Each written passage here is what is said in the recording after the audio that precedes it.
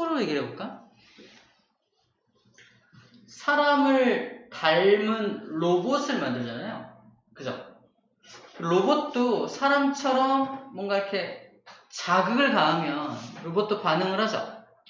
그죠? 예를 들어서 로봇을 만약에 요즘 나온 로봇들을 이렇게 밀치면은 막 이렇게 밀치면은 이렇게 밀쳐가지고 다시 수평 잡고 막 그래요. 그죠? 밀면은 막. 그리고 내가 이렇게 막 이렇게 손가락으로 이렇게 하면은 나를 보기도 하고, 그죠? 나를 보기도 하고, 소리를 말하면 듣기도 합니다. 그죠? 그래서 이런 식으로 로봇도 사람처럼 뭔가 인식하고 알아듣게 또는 뭔가 뭔가 자극을 주고 하는 모든 것들이 이렇게 말해요. 로봇은 뭘 가지고 있다라고 말하냐면 센서를 가지고 있다라고 말합니다. 센서. 그러니까 눈에 해당하는 센서가 시각 센서라고 그러고 청각 센서 이런 센서들을 가지고 감지를 하는 거거든. 근데 사람을 본따서 만든 게 센서라는 거예요. 센서. 자동문 같은 것도 우리가 이렇게 가면은 자동으로 열리잖아요. 센서 때문에 그런 거거든요. 우리가 뭔가를 감지하는 시스템을 센서라고 하는데 사람은 그러면 사람을 본다는 거잖아. 사람도 그런 센서의 기능을 하는 여러 가지 감각 기관들이 있다는 겁니다. 오늘의 제목이죠. 감각기관. 어떤 감각을 느끼는 기관을 감각기관이라고 하는데 여기 써있듯이 눈, 귀, 코, 입, 피부 이 5가지가 감각을 느끼는 기관이에요. 자, 그래서 이 5가지 기관이 느끼는 감각을 오감이라고 해요. 오감. 5가지 감각. 사람은 5가지 감각을 가지고 있어요. 5가지 감각을 느낄 수 있고 5가지 감각을 외부로부터 이렇게 자극을 받을 수가 있습니다. 뭔가 직감, 뭔가 아닌 것 같은데 이런 것들을 여섯 번째 감각이라고 해서 육감이란 말도 쓰는데 실제로는 이제 짐작하는 거고 실제로는 사람한테 5가지 감각 기관이 있습니다. 오감이라 그래요. 자, 하나씩 보면은 눈에 해당하는 감각을 시각이라고 하는 감각이 있고요. 그 다음에 귀는 뭐야? 들을 청자. 그래서 청각이라고 해요. 코는요? 후각. 그죠? 후각. 입은요? 미각. 만 밑자죠. 피부는요? 피부는 그냥 피부 감각이라고 말합니다. 피부 감각. 이 피부가 느끼는 감각이 하나, 둘, 셋, 넷, 5가지 감각을 또 느낄 수가 있어요. 아픔을 느낄 수 있어요. 아픔. 피부가 아픔을 느끼거든요. 그래서 통각이라 해요. 통각. 아픔을 느끼는 것도 일종의 피부 감각이라는 거야. 그러면 눈도 아프니 안 아프니? 눈도 찌르면 아프잖아요. 눈에도 뭐가 있다는 거야? 피부 감각이 있다는 겁니다. 그래서 눈에도 피부 감각이 있다는 거야. 그러니까 눈이라고 하는 구조물은 그 안에 이제 통각을 느끼는 곳이 있다는 거고, 근데 눈의 기능이 뭐냐 그러면 아픔을 느끼는 게 기능이요? 아니죠. 눈의 기능은 보는 겁니다. 눈은 기능은 보는 거지만 피부로 이루어져 있기 때문에 아픔을 느끼기도 하는 거지, 그치? 그 다음이 앞각입니다. 앞각은 뭐야? 이렇게 누르면 느껴지는 거. 이렇게 누르는 거. 압력을 느끼는 걸 앞각이라 해요. 압력을 느끼. 피부는 이제 압력을 느끼죠. 꽉 잡으면 느끼잖아요. 이제 압력. 아프진 않지만 이렇게 잡고 있다는 거 느껴지죠. 이게 앞각이라 그래요. 그 다음에 촉각. 촉각은 뭐야? 촉각. 약간 쓰다듬는 거 있죠. 이렇게 쓰다듬는 거. 이런 촉감을 느낀다 그래요. 촉감이 있고요. 그 다음에 냉각. 차가움을 느끼죠. 차가움도 느끼고 마지막은 뭐야? 뜨거움이겠죠? 뜨거움. 온각입니다. 5가지 감각이 피부에서 느끼는 감각입니다. 그리고 이 순서가 피부에 분포하는 감각점의 감각점 순입니다. 감각점이 가장 많은 게 통각이 가장 많아요. 감각을 느끼는 점들이 있거든. 감각을 느끼는 점이 있는데 피부에는 감각을 느끼는 점 중에서 통각, 아픔을 느끼는 감각점이 제일 많다는 거야. 그 다음이 압각, 압력을 느끼는 감각점이 그 다음으로 많고요. 촉각이 그 다음, 냉각, 온각, 따뜻함을 느끼는 게, 뜨거움을 느끼는 게 가장 적게 들어있습니다. 가장 적게 들어있는데 우리는 그 적게 들어있는 것도 뜨거운 걸 만지면 엄청 뜨겁잖아. 적게 들어있는 감각만 가지고도 그렇게 아픔을 많이 느끼고 있는 거예요. 이 온각이 느끼는 겁니다. 근데 직접적으로 막 통각을 건드린다면 엄청나게 아파요. 그래서 여러분들은 그래본 경험이 없겠지만 우리 감각점이 엄청나게 많기 때문에 굉장히 아픕니다. 자, 그리고 부위마다, 몸의 부위마다 이것들이 감각점이 더 많이 들어있는 부위가 있고요. 별로 안 들어있는 부위가 있습니다. 가장 예민한 곳, 사람 중에 가장 예민한 곳, 손끝을 살짝 만져봐. 되게 간지럽고 되게 막 그래요. 손끝이 되게 예민해요. 그래서 손끝이 가장 감각점이 또 많이 들어있어요. 옛날에 고문할 때 어디 고문했는지 알아요? 바늘로 막 손 여기 찌르는 거. 이런 고문들 있어요. 일제시대 때 유관순 누나, 누님께서 고문 받으실 때 손톱 막 뽑아내고 막 찌르고 했다는 거예요. 손가락을 왜 이렇게 고문했을까? 손가락에 감각점이 굉장히 많이 들어있기 때문에 여기를 고문하면 되게 아파요. 손가락 끝, 발가락 끝, 지금 감각점이 굉장히 많이 분포하고 있고요. 그 다음에 입술에도 감각점이 엄청나게 많이 분포하고 있어요. 그래서 입술을 이렇게 쓰다듬거나 그러면은 굉장히 되게 예민함을 느끼게 됩니다. 그래서 막 이런 말 해도 될지 모르겠는데 연인들이 키스를 하잖아요. 여기요. 왜? 그때 왜 하필 왜 입술을 가지고 하냐? 입술이 그냥 예민하기 때문에 좀 뭔가 예민함을 가지고 느낄 수 있나 봐요. 그래서 아무튼 약간 이렇게 뽀뽀라 하자. 뽀뽀하는 게 이제 그런 의미가 있는 것 같아요. 아무튼 입술 쪽하고 손가락 쪽 그리고 뭐 그런 좀 예민한 것들이 있어요. 그럼 반대로 덜 예민한 곳은 어디냐? 이런 등 같은데 등은 좀 덜 예민해요. 등은 감각점이 군데군데 분포하고 있습니다. 그래서 예를 들어서 눈을 감게 하고 손가락 끝을 살짝 만지면 바로 알아요. 눈을 감게 하고 등을 살짝 만지면 모를 수도 있습니다. 이해됩니까? 가만히 있는데 자 어디 만지는 맞춰봐. 손가락 만지면 대부분 알지만 등을 살짝 만지면 모를 수도 있어요. 그만큼 감각점이 분포하는 개수가 다르기 때문입니다. 이렇게 사람 몸을 이렇게 센서, 어떻게 보면 그 로봇으로 말하면 센서의 기능을 담당하는 5가지 센서가 장착이 되어 있는 거고요. 피부에는 특히 이렇게 5가지 좀 세부적인 센서들로 나누어져 있습니다. 제가 하나하나 이제 배워갈 건데 먼저 피부 감각을 먼저 소개를 좀 했어요. 자, 오늘 비중을 가장 많이 차지할 곳은 여기입니다. 시각과 청각이 가장 많은 비중을 차지하게 될 거예요. 쌤이 간단하게 먼저 그림을 그려서 좀 알려주고 마지막에 좀 그림을 띄워가지고 알려주는 방식으로 진행을 할게요. 자, 먼저 눈에 대해서 공부를 합시다. 눈 1번 2의 눈입니다. 자, 눈은요 어떻게 생겼냐면요 구조부터 눈의 구조는요 먼저 이렇게 생긴 렌즈의 기능을 하는 게 있어요. 렌즈의 기능을 하는 게 있고요. 렌즈 뒤로 이 렌즈를 감싸고 있는 막이 있습니다. 이렇게 막이 있어요. 막이 있고요. 눈을 만지면 터지면 안 되잖아요. 그치? 눈이 터지면 큰일 나죠. 그래서 눈을 보호하기 위해서 막이 무려 3개의 막으로 감싸져 있습니다. 2개, 3개. 3개의 막으로 감싸져 있어요. 맨 마지막 3개의 3번째 막은요, 앞을 이렇게 막고 있기도 해요. 눈 앞도 터지면 안 되잖아. 그지? 앞을 막고 있기도 해요. 눈 앞을 막고 있는 이 막은 투명하게 변화가 된 막이야. 이 뒤쪽은 흰색이거든, 흰색의 막이에요. 흰색의 막인데, 앞쪽, 이 앞에, 이 끝에, 맨 3번째 막, 맨 끝에 있는 막의 앞부분은 투명하게 변형이 됐어요. 투명하게 변형이 돼서 빛이 들어올 수 있게끔 투명하게 변화된 겁니다. 그게 이름이 뭐냐면, 들어갔을 거야. 이 녀석의 이름이 그 유명한 각막이래요. 각막이 맨 끝에 있는 요 막의 앞부분인데 투명하게 변화된 거야. 그 맨 끝에 있는 요 흰색의 요 막의 이름은 뭐냐?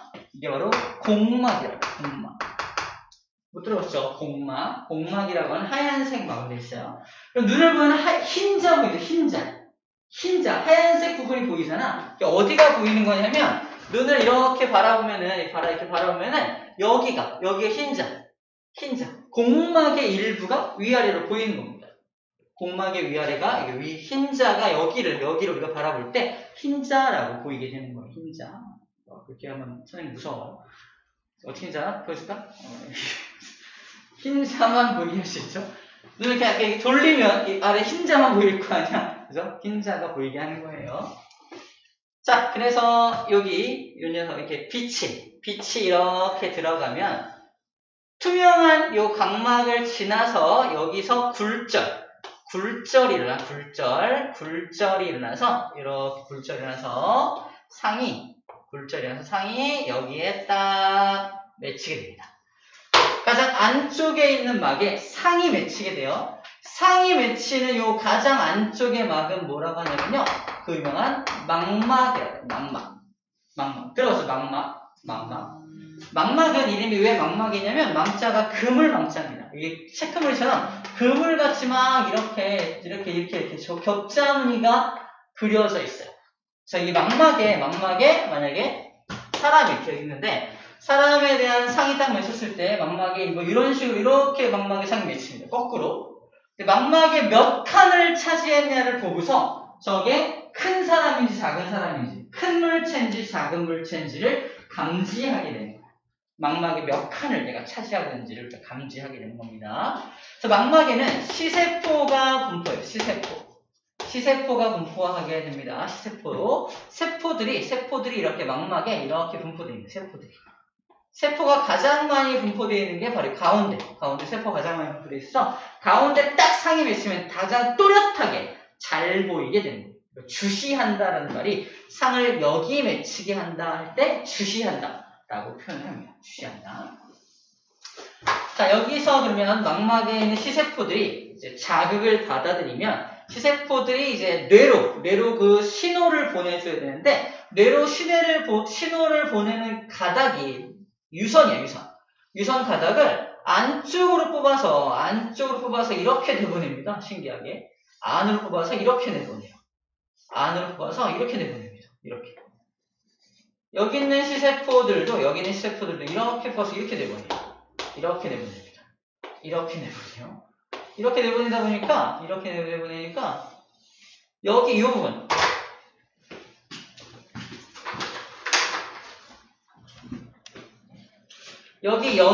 부분 이 부분은 시세포가 존재할 수가 없는 부분이 나타나게 돼요. 시세포가 존재할 수 없는 왜 시신경이 빠져나가는 곳이기 때문에 일단 이름부터 써볼게요. 이 녀석은 시신경입니다. 시신경. 얘를 시세포라고 불러줘. 시신경은 어디로 연결되어 있냐면 뇌로 연결되어서 우리가 사람에 대한 정보를 보게 되면 여기 딱 상이 맺히면 시세포가 감지를 해서 시신경을 따라서 그 신호를 보내서 뇌에서 그 물체를 보게 하는 겁니다. 뇌에 이상이 생기면 그래서 볼 수도 없어요. 뇌가 보는 건 뇌가 보는 거고 뇌로 신호를 주는 게 눈이 그 신호를 주게 되는 겁니다. 자, 그럼 여기 이 부분은 시신경이 빠져나가는 곳이기 때문에 시세포들이 전부 다 시세포가 있는데 여기는 시세포가 존재할 수가 없죠. 이 부분은 시세포가 존재할 수 없는 여기. 만약에 여기에 상이 이렇게 상이 만약에 여기에 맺힌다면 그래서 안 보이게 됩니다. 안 보이게 되는 여기 점을 뭐라고 불러주냐면 맹점이라고 불러줘요. 맹점. 우리 모두 다 맹점을 가지고 있습니다. 우리 눈마다마다 상이 맺히면 잘 안 보이는 맹점을 가지고 있어요. 맹점 테스트 안 하고 있죠. 나중에 이제 맹점 테스트 하는 거 해볼게요. 모두가 다 맹점을 가지고 있어요. 그리고 가장 잘 보이는 여기 부분도 이름이 있는데 여기 부분은 뭐라고 부르냐면 황반이라고 부릅니다.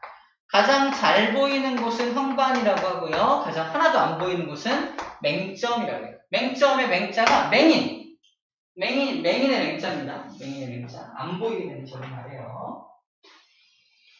자, 그 다음에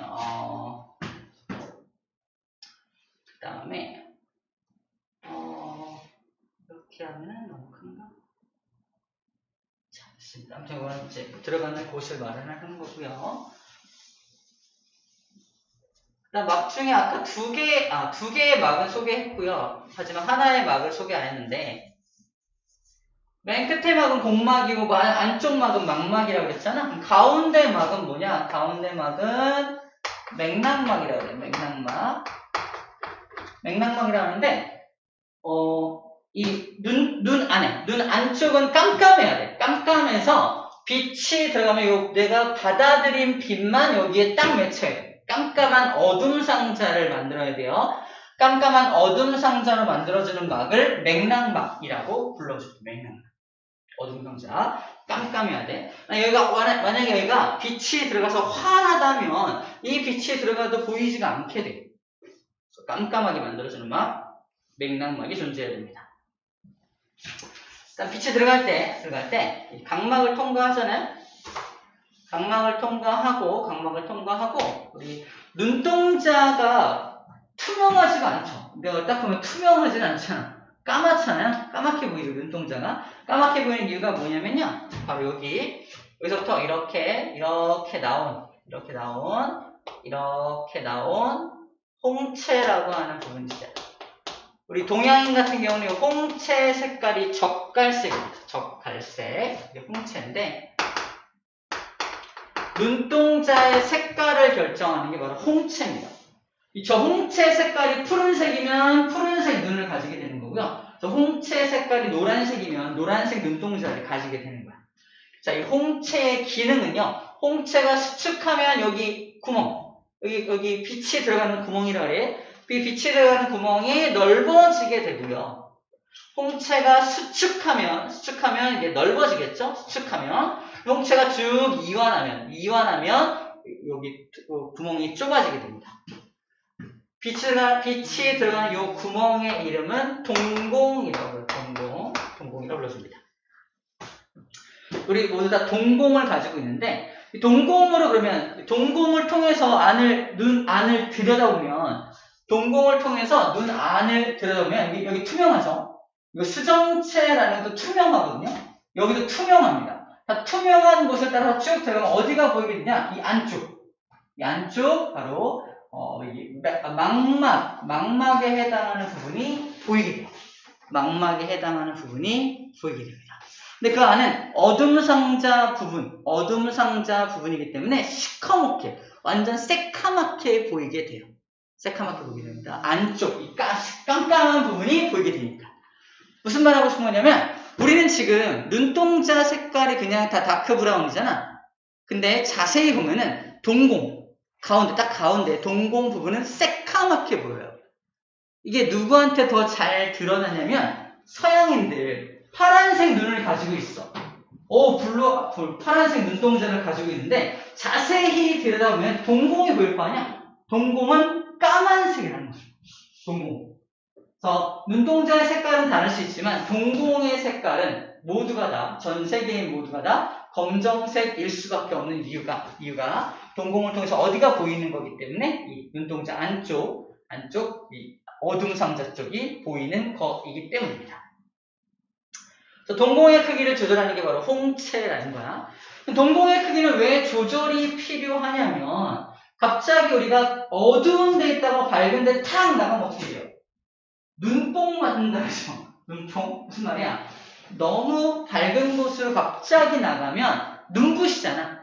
눈부심이 왜 발생되냐면, 어두운 곳에 있을 때는 빛이 적으니까 이 동공의 크기를 엄청 키워놔요.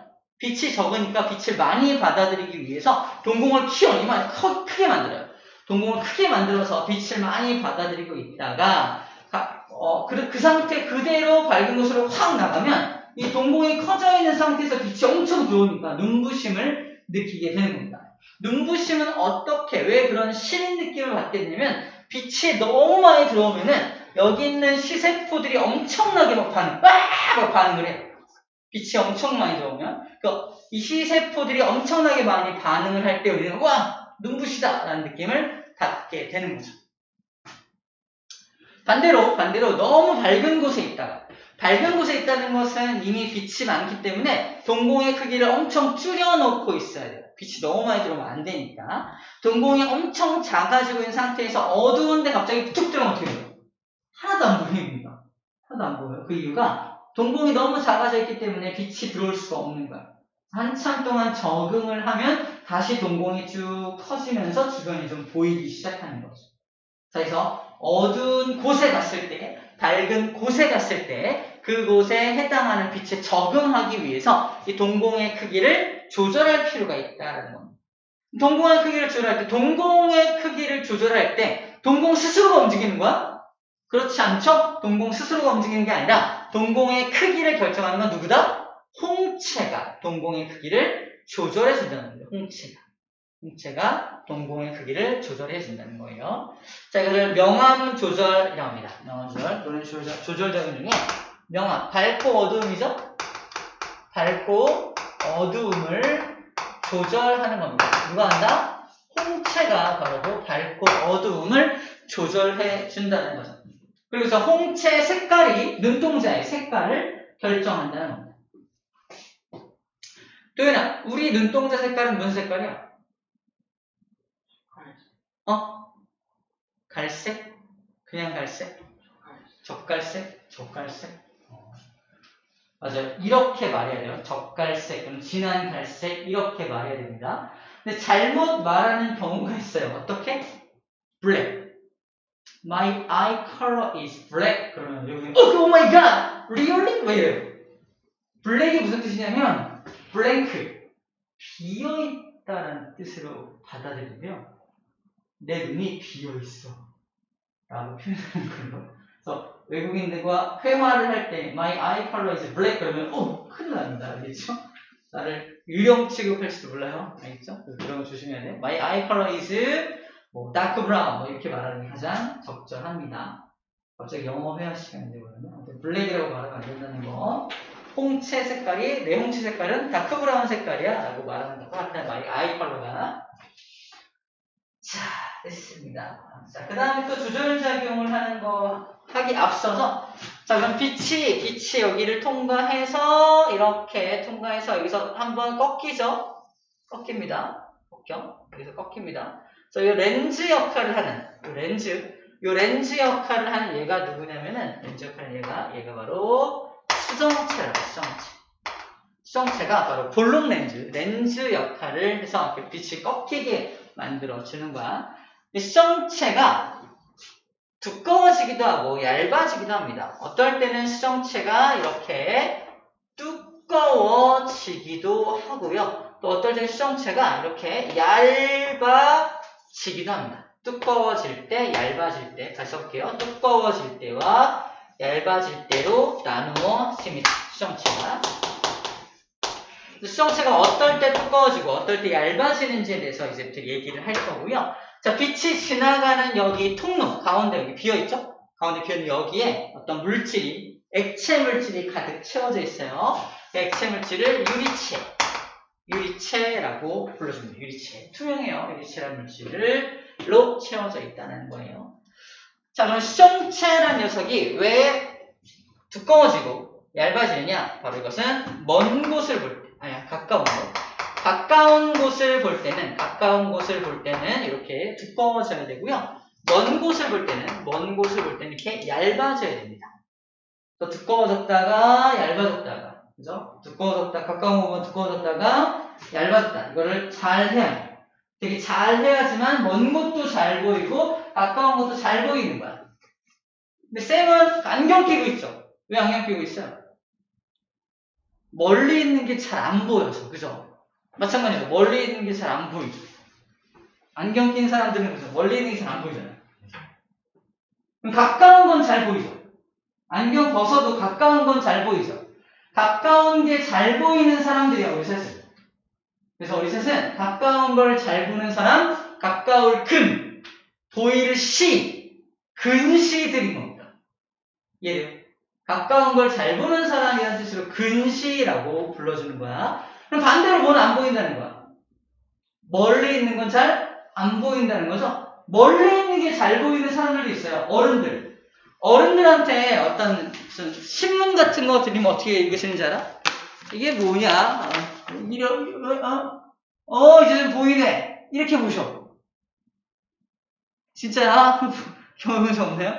가까이 안 보이니까 이렇게 멀리 놓고 보셔야 더 잘 보이시는 분들이 계십니다. 나이 먹으면 그렇게 바뀐다고 해요. 쌤도 아직은 안 그런 거 보니까 좀 젊은가 봐요. 이렇게 놓고 보십니다. 그래서 이분들은 멀리 있는 게 잘 보이시는 분들이야. 그럼 아까 말했죠. 무슨 일? 멀 원자에 보일시. 원시인 거야. 원시. 원시인 사람은 원시인이겠죠. 우리는 근시인 사람이니까 근시인이고. 원시인이 되려면 원시가 있네요. 그래요. 우리는 근시라는 거고 멀리 있는 게 잘 보이시는 분은 원시라고 합니다. 그럼 우리는 왜 근시가 되었을까? 원래 먼 것도 잘 보여야 되고 가까운 것도 잘 보여야 되거든. 그래서 수정체가 잘 조절된다면 그렇게 돼야 됩니다. 수정체를 이렇게 조절하는 게 뭐냐면 바로 여기에 붙어있는 근육이.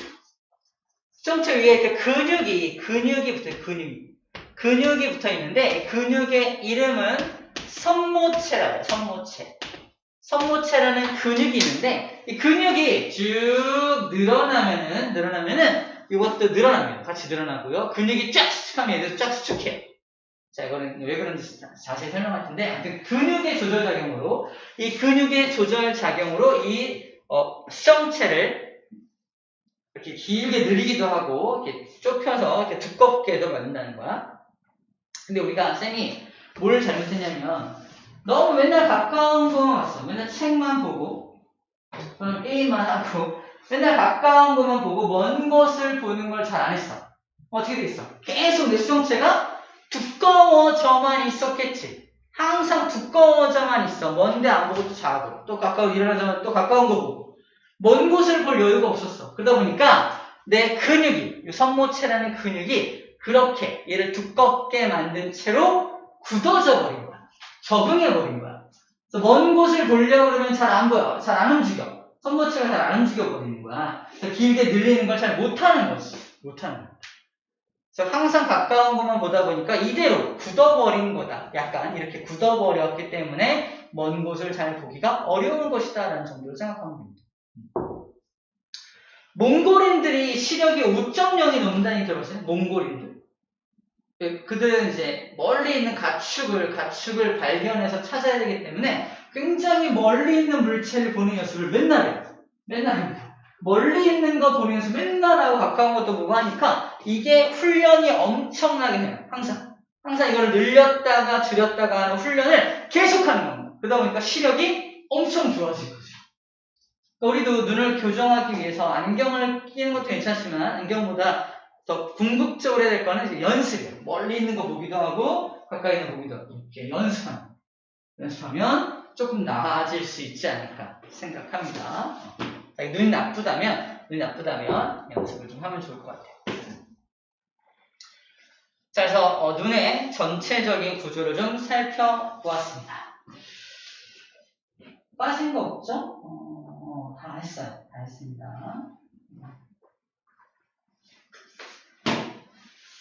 자, 그래서 이것도 볼게요. 눈의 이상. 근시들은 안경을 끼잖아. 근시가 끼는 안경은 바로 이런 안경을 껴요.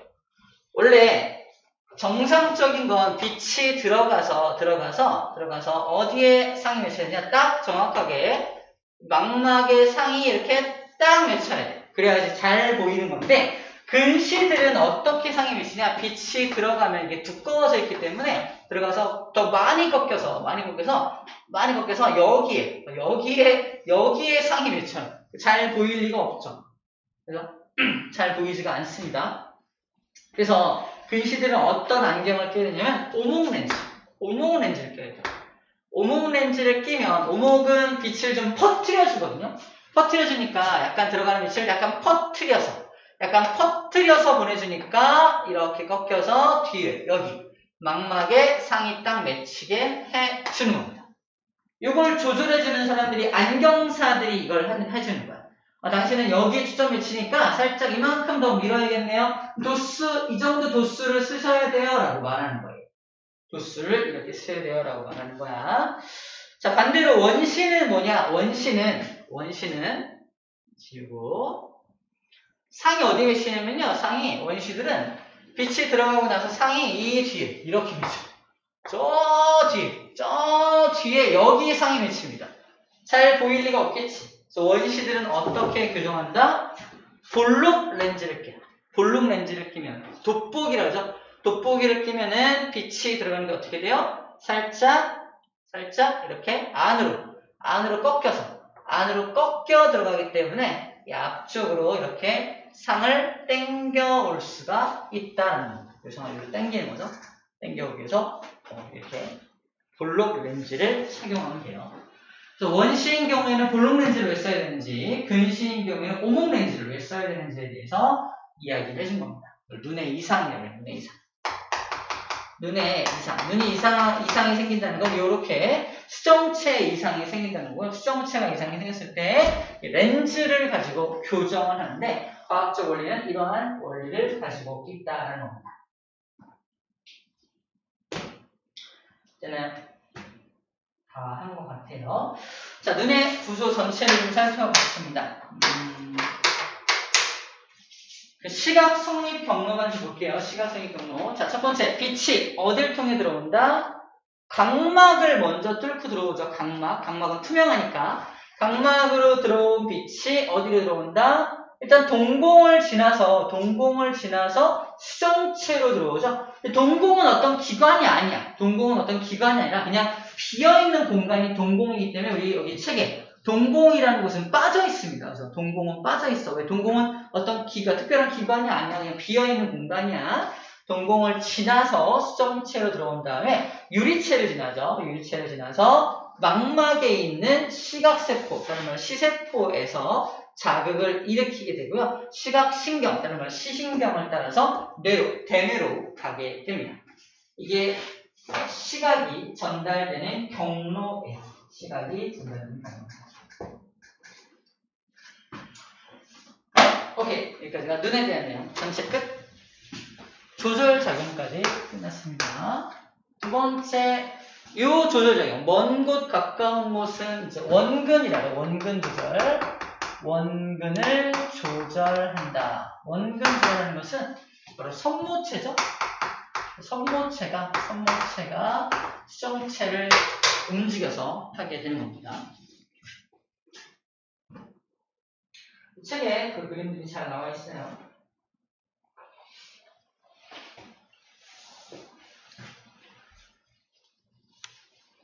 귀까지만 하고 잠깐 쉴 테니까 좀만 힘내시다. 귀까지만 할게요. 지우고.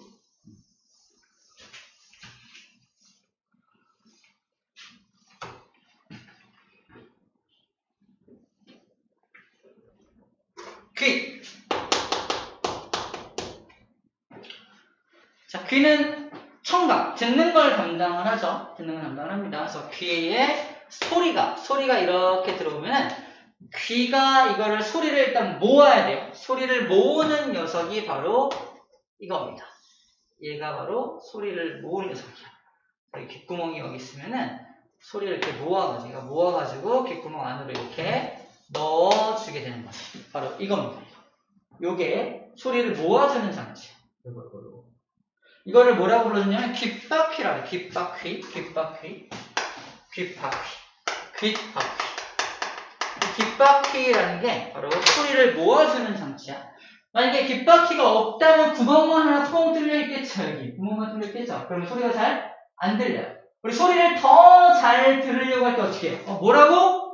뭐라고? 이렇게 하잖아. 이게 뭐 하는 거야, 이게? 이게 뭐 하는 거지? 귀요미 하는 건가? 아니죠. 뭐 하는 거야, 이게? 귓바퀴를 크게 하는 작용이에요. 크게 하는 거. 귓바퀴를 크게 하면 더 많은 소리를 모을 수가 있으니까 귓바퀴를 크게 하는 거예요. 선생님 소리가 더 잘 들리나요? 한번 해봐. 그냥 들어보고 이렇게도 들어보고 그냥 들어보고 이렇게도 들어보고 그냥 들어보고 이렇게 들어보고. 선생님 같은 소리 내고 있어요. 어때요? 좀 달라요? 조금 달라요? 비슷해? 달라? 다르죠? 안 들려? 안 다르는데. 안 다르다고? 진짜? 똑같아? 아닌데. 그럼 확실히 다른데. 이렇게 없애고. 귓바퀴를 크게 하면 어쨌든 조금 더 잘 들립니다.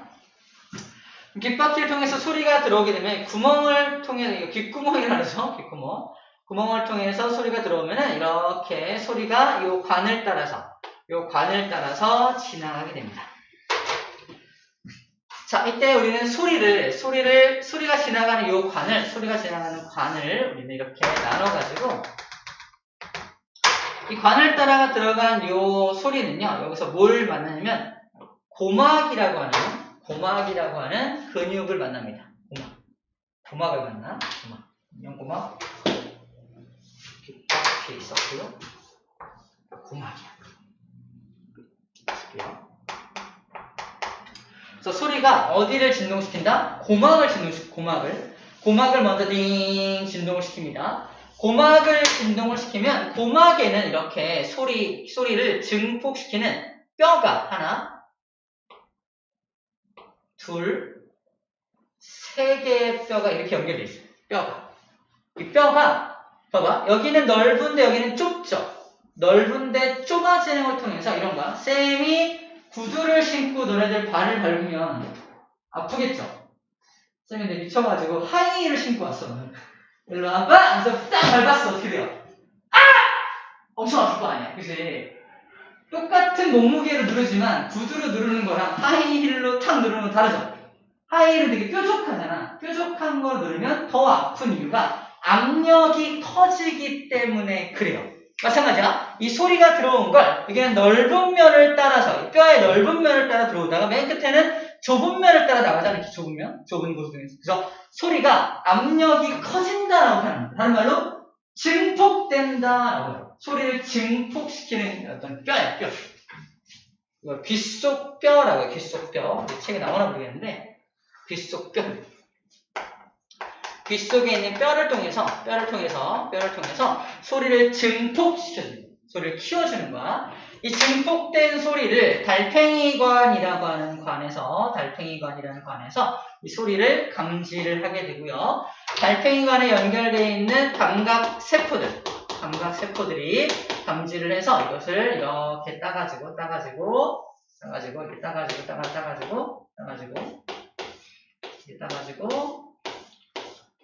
마찬가지로 대뇌로 보내주게 됩니다. 대뇌로 보내주게 돼요. 이 정도만 있으면 소리를 다 들을 수가 있죠. 사실 귓바퀴 있고 귓구멍 있고 요 통로 있고요. 이 통로 이름도 말해줄게요. 통로 이름은 소리가 지나가는 통로를 웨이도라고 해요. 웨이도란 통로를 따라서 이렇게 소리가 들어가게 되면은 고막을 진동시키고 고막이 진동되면은 귓속뼈를 따라서 이게 증폭되고요. 증폭된 게 요 녀석을 통해서 이제 인식이 되죠. 소리를 인식하는 곳을 달팽이관이라고 하고요. 달팽이관에서 소리를 인식한 다음에 여기 달팽이관에 이제 시세포란다. 청각세포들이 존재하고요. 이거 청각신경이죠. 청각신경을 따라서 대뇌로 보내주는 과정입니다. 이 정도만 있으면 들을 수가 있어요. 근데 이제 소리를 듣는 것과 무관한 관련이 없는 것들 몇 개 보여줄게요. 바로 여기 달팽이관 위에 이렇게 붙어 있는 구조물이 있습니다. 위에 또 아주 멋있게 이렇게 X축, Y축, Z축으로 이렇게 세 개의 고리가 또 이렇게 만들어져 있어요. 자, 이것들. 너네들은 누구니? 너네는 뭐 하는 놈들이니? 이런 것들이 위에 붙어 있습니다. 자, 1번은 2번은 이름이 다른데 1번은 뭐라고 하냐면 1번은 전정기관이라고요. 2번 같은 경우는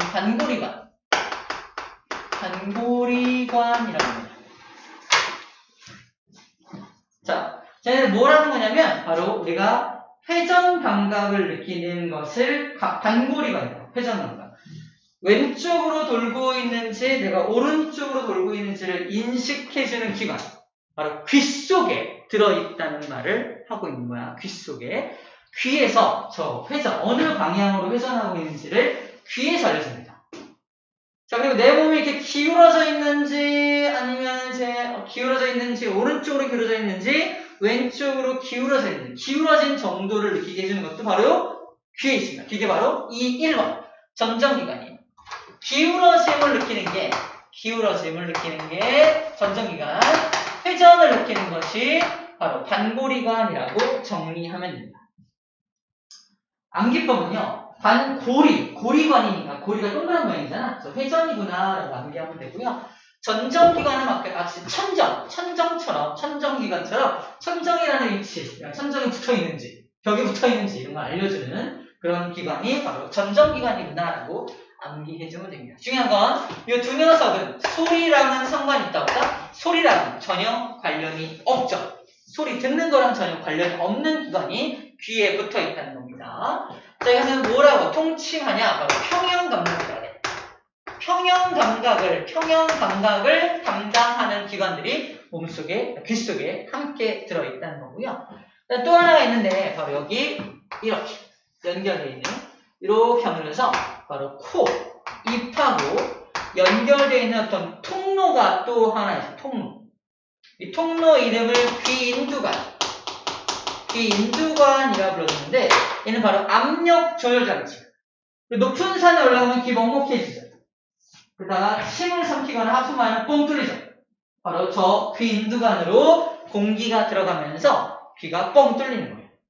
귀가 막히는 이유는 뭘까?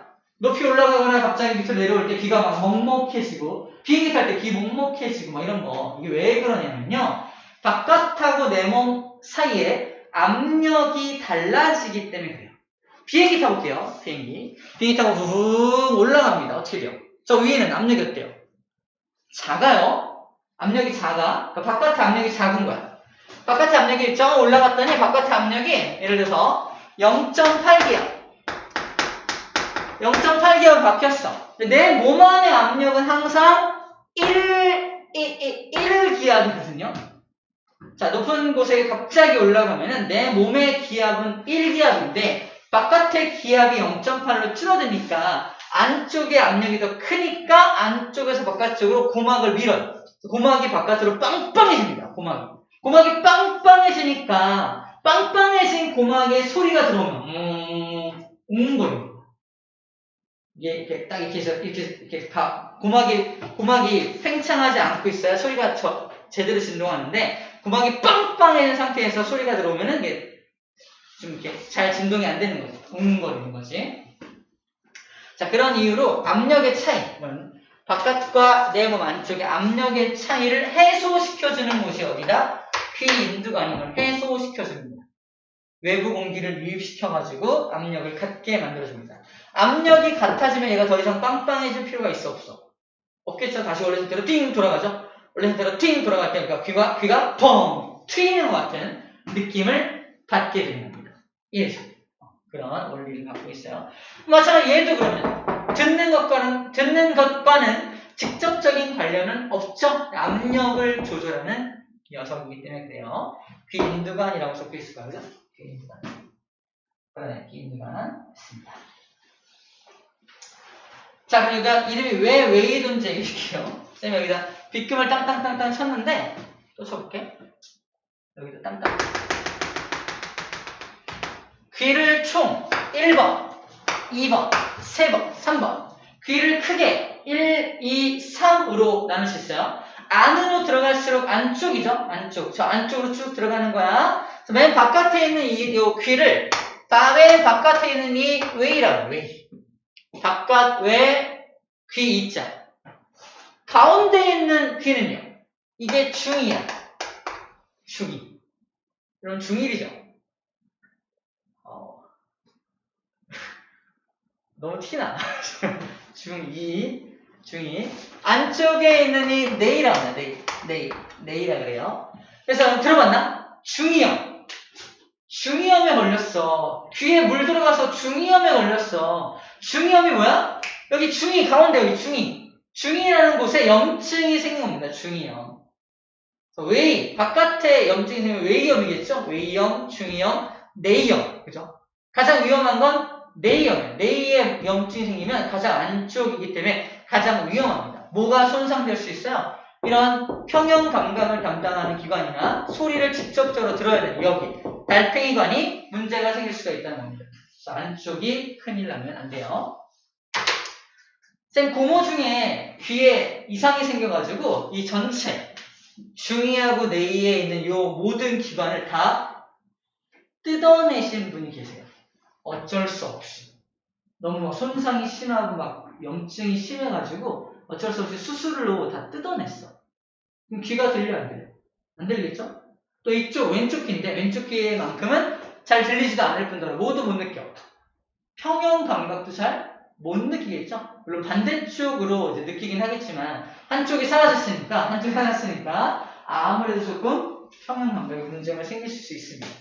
그래서 이 귀 관리를 한다는 게 여기 안쪽 중간 여기를 좀 잘 관리할 필요가 있다는 얘기를 하고 있는 거예요. 다 되어 넘어왔습니다. 자, 청각 전달 경로만 좀 할게요. 자, 청각 전달 경로. 먼저 소리가 들어오면은 귓바퀴에서 소리를 모아주고요. 웨이도를 따라갔던 게 고막을 진동시키고요. 귓속뼈에서 증폭된 다음에 달팽이관으로 가서 달팽이관에 있는 청각세포를 자극하고 청각세포가 그 신호를 청각신경을 따라서 세뇌로 보내주는 거 쭉 적혀져 있죠? 그 내용만 인정해주면 되겠습니다. 자, 잠깐 쉬었다 할게요. 아우 졸려. 잠깐 쉬었다 할게요.